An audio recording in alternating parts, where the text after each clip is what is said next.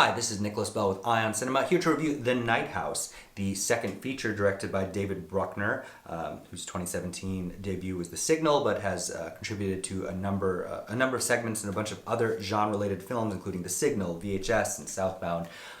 This premiered at the 2020 Sundance Film Festival and is being released August 20th, 2021, Fox property, starring Rebecca Hall as Beth. And as a side note, Rebecca Hall, a year later at Sundance, had, I thought, one of the best directorial debuts ever with an adaptation of Nella Larsen's Passing. So clearly, I think, after films like Antonio Campos's Christine, I think Hall has definitely flourished into a major actress and director. This is a kind of a women in madness story that is operating on a level of supernatural and metaphor, and if you want it to be one thing or the other, potentially it may disappoint you. However, as a character performance and lead performance, Hall is exceptional. It begins, it's upstate New York. She lives in a beautiful lakeside home that's very isolated. She's a teacher. Her husband has committed suicide a week prior to it opening on the last day of school.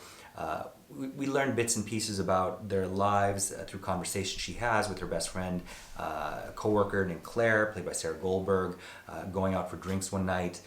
We learn cryptically that we see her experiencing hallucinations while she's been heavily drinking brandy in the cabin, and going through her grief process.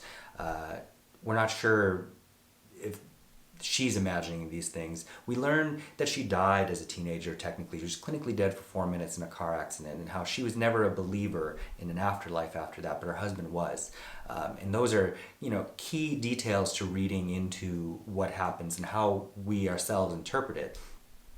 Because as it comes to find, it's really about how death and how trauma kind of guide us into light or dark territories. And I don't want to say too much more because I think it's more interesting to talk about after you see it. The editing by David Marks and the cinematography by Alicia Christian are, I thought, superb because a lot of it has to do with architecture and the placement of frames to see certain things, again, without giving too much away. Stacey Martin shows up in a nice creepy sequence towards in I guess the third act of the film.